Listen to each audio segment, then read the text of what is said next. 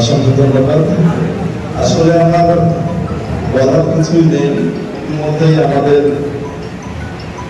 মাঝে উপস্থিত আছেন দমকলের বিধায়ক মোস্তাফিজুর রহমান মহাশয়।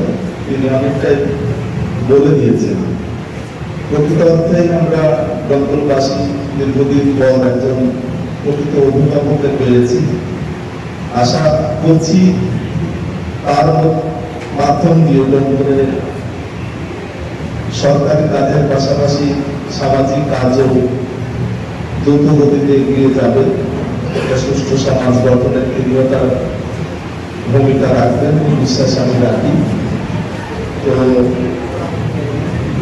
রক্তদান ভীষণ জরুরি। আমরা সবাই জানি রক্তদান জীবনদান। আমরা যে এলাকায় বাস করি দমকল সাব ডিভিশন এলাকায়, সেই দমকল সাব ডিভিশনে এই মুহূর্তে 400 অধিক থ্যালাসেমিয়া আক্রান্ত শিশুর বসবাস, যাদের প্রতি মাসে 1 ইউনিট করে রক্ত লাগে। তাদের সেই রক্ত না দিতে পারলে তাদের জীবন সংশয় দেখা দেয়। এছাড়াও প্রেগনেন্সি এবং অন্যান্য রক্তল্পতা বা অ্যাক্সিডেন্টাল কেস মিলিয়ে প্রায় প্রত্যেক দিনই 40 থেকে 50 ইউনিট রক্ত আমাদের দমকল হাসপাতালে লাগে। উভয়ের পথে মানবিক সামাজিক স্বেচ্ছাসেবী সংগঠন বিভিন্ন রকম ভাবে চেষ্টা করে, বিভিন্ন অনুষ্ঠানের মধ্য দিয়ে বা যুব সমাজ যারা আছে তাদের বোঝানোর মধ্য দিয়ে যে রক্তদান করাটা ভীষণ জরুরি।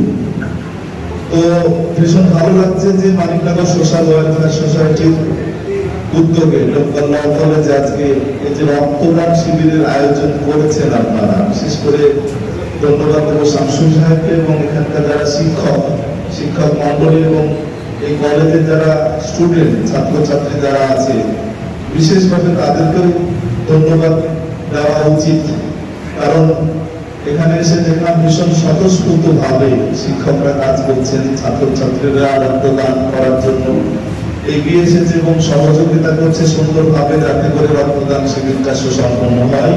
এবং আমার দেখা এই 18 বছর উদয়ের পথে সংগঠনের পক্ষ থেকে বিভিন্ন সমাজ সেবামূলক কাজ করতে গিয়ে আমি কখনো দেখিনি যে এইভাবে এত সুন্দরভাবে কোনো স্কুল রক্তদান কর্মসূচির আয়োজন করেছে।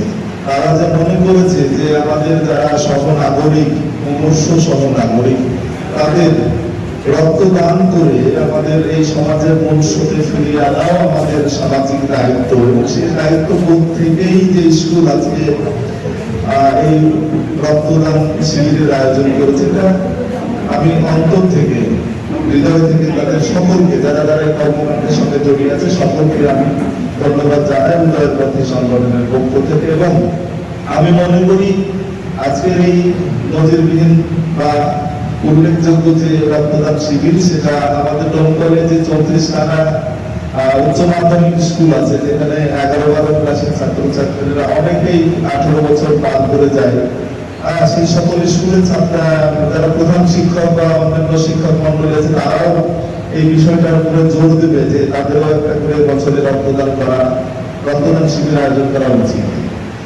তো আমি খুব সামান্য মানুষ, আমাকে এখানে বলতে দেওয়ার জন্য এবং আনন্দ জানানোর জন্য মানিকনগর সোশ্যাল ওয়েলফেয়ার সোসাইটির সকল কর্মধার কর্মকর্তা এবং অন্যান্য যারা আছে তাদের সকলকে আমার সংগঠনের পক্ষ থেকে শুভেচ্ছা, অভিনন্দন, ধন্যবাদ জানিয়ে আমি আমার বক্তব্য শেষ করছি।